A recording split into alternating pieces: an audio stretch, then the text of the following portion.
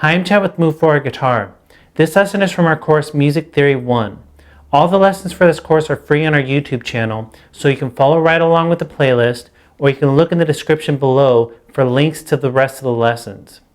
To accelerate your learning though, I highly recommend that you download the corresponding workbook and eGuide. To learn more about the workbook and eGuide, click the link on the screen or look in the description below.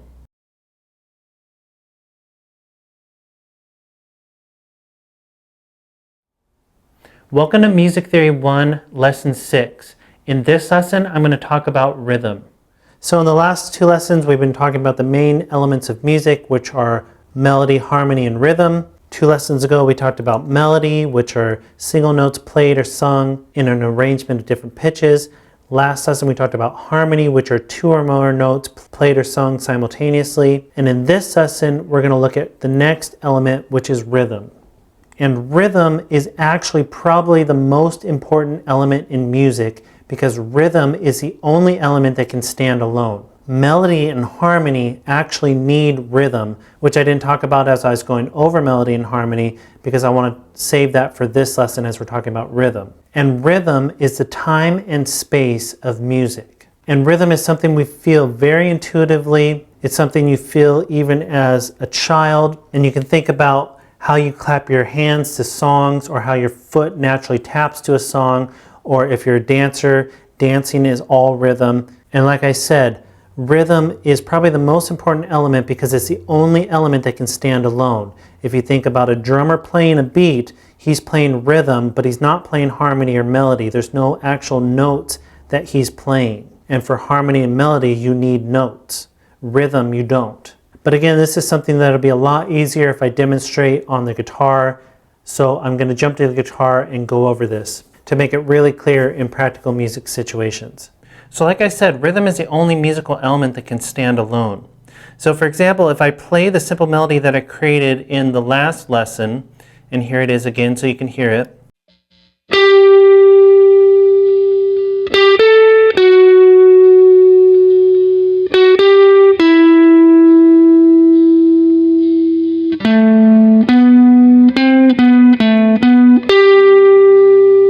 Or if I play the chord progression that goes along with it,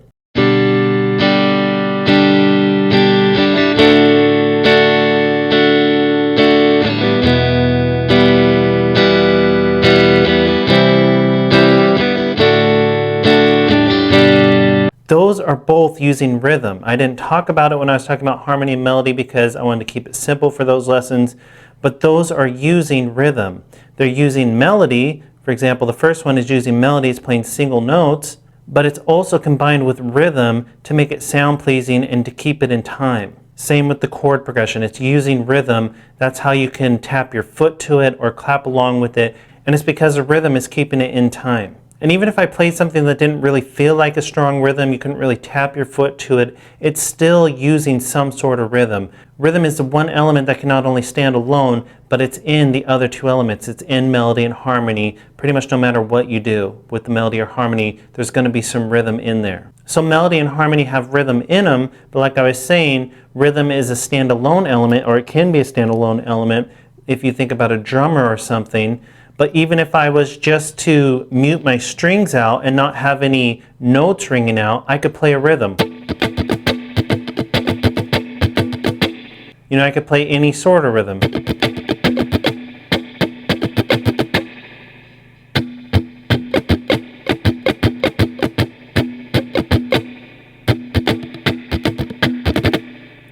That's rhythm, but obviously I didn't have any notes ringing out because I was just muting my strings. So there was no harmony or melody, that was just rhythm.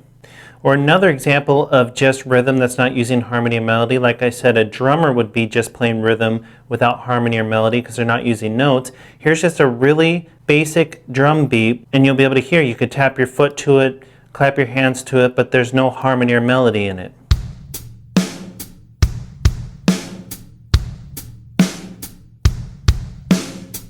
And without good rhythm, melody and harmony don't sound good. You could play the coolest notes or the coolest harmonies, but if they have poor rhythm, they're not going to sound good. and people will be drawn to simple melodies, simple harmonies with good rhythms over complicated stuff without good rhythm every time, because like I said, rhythm is something that we feel very intuitively even when we're very young. So that's why I believe rhythm is the most important element in music. And to demonstrate this even further, I'll take the simple melody that I showed you, and now I'm going to play it with poor rhythm, and you can see how it sounds like a totally different melody. It doesn't sound good anymore.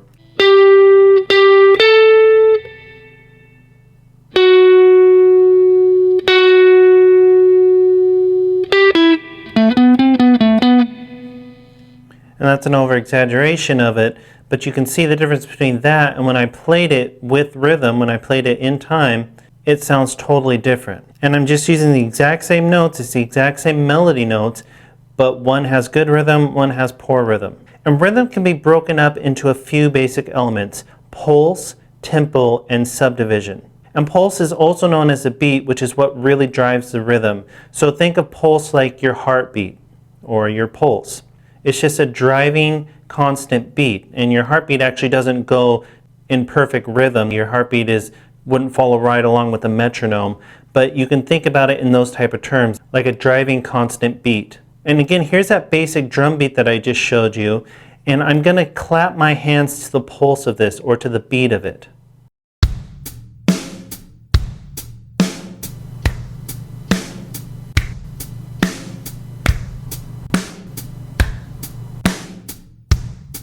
And you can see that's where you would naturally tap your foot or clap your hands or snap your fingers. That's what the pulse or the beat is. And some music, especially like classical music, can be really hard to feel the pulse, but it's still there. It just might not be like in pop music or more popular music. The beat, the pulse is very upfront and very easy to find, so we're really used to it. In classical music, it's totally different feel, but it's still there. The next element is tempo, and tempo is just the speed of the beat or the pulse. And typically it's given in BPM, which just means beats per minute. So 60 BPM would be 1 beat per second, or 60 beats per minute, just like the second hand on a clock. So to demonstrate this, I'm going to play the basic beat again, and it's going to be set to 60 beats per minute, and I'm going to clap my hand to the beat or the pulse so you can hear it.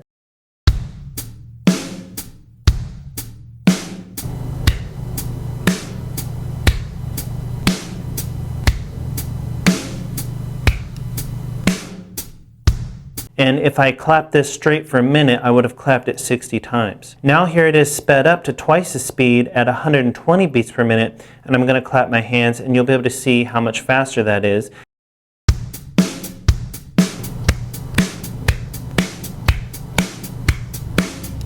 And if I would clap this through for a minute, I would have clapped 120 times. And tempo can really change the feel of a song. For example, here's the simple song I created, but this time really slowed down. I'm slowing it all the way down to 50 beats per minute, which is really slow, and you'll be able to hear how it sounds totally different than it did before.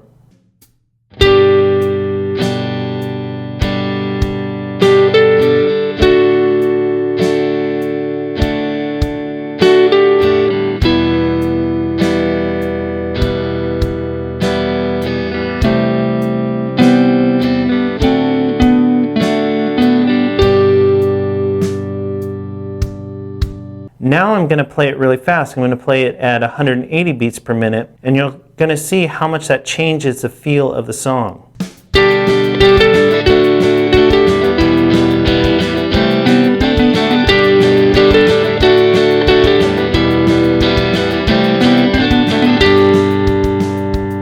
And a lot of songs that are played, the tempo will be somewhat set, but a lot of times even musicians with their own songs, sometimes they'll play it slower, sometimes they'll play it faster, just depending on the feel or the mood they're in at the time. And then the last element, the last main element, would be subdivision. And subdivision is how you break up that beat or the pulse.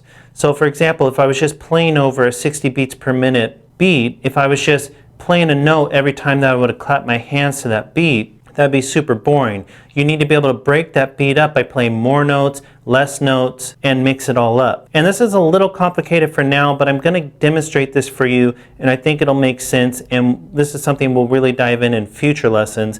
It's just important now to get the basic concept of it. So what I'm going to do, I'm just going to take that basic beat at 60 beats per minute, and I'm going to play what are called different note values, and those are just different ways to break up that beat. I'll start with what are called whole notes, which would mean I play a note and that beat goes through 4 times. So when I strike a note, you would clap your hand on that note and then 3 more times. And then I'm just going to start breaking it up more and more, so I'll be playing more notes. And you'll be able to see, and on the screen I'll say what the note values are, but don't worry too much about that for now. For now, I just want you to get the basic concept of this.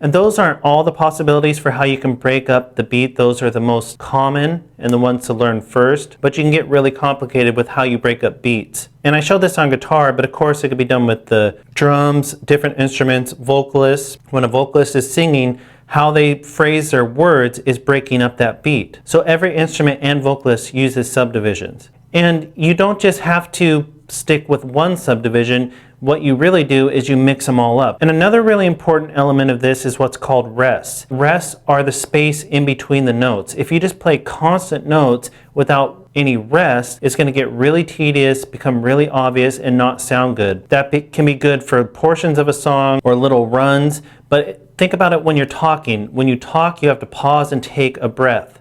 That would be the same thing as a rest. If you just talk constantly, people wouldn't be able to listen to you after a while, get really tired to your ears and really hard to follow, and you would just zone out. You need rest, and those rests are just as important as the notes you're playing. And there are other really important elements to music, such as accents and syncopation and more advanced stuff, which we'll talk about in later lessons. But for now, the most important elements to understand in rhythm are pulse, tempo, and subdivision. And again, don't think you have to fully understand them. There's no way that you would just going through this lesson. It's something that takes time, but for now, like I said, I just want you to have the basic understanding of that. So that's an overview of rhythm. In the next lesson, I'm going to talk about intervals. Look in the Music Theory 1 workbook for step-by-step guidance on how to retain this information and what to do next. And remember, all the charts and diagrams are in the Music Theory 1 eGuide for you to reference anytime.